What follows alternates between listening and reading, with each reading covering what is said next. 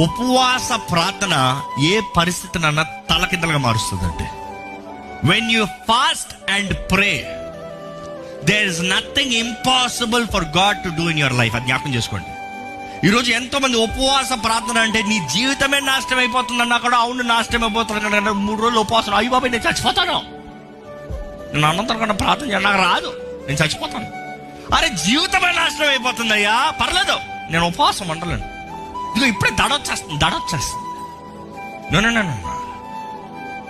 How desperate you want God to work in your life. ఎంతగా మీరు ఆశపడుతున్నారో దేవుడు మీ జీవితంలో కార్యం జరిగించాలని, ఎంతగా మీరు ఎదురు చూస్తున్నారో దేవుడు ఆయన మహిమని మీ జీవితంలో కనబరచాలని, ఎంతగా ఎదురు చూస్తున్నాడు పరిశుద్ధాత్ముడు ఒక కార్యం మీ జీవితంలో జరిగించాలని ఆశపడిన ప్రతి ఒక్కరు చేయాల్సింది ఏంటి తెలుసా అండి?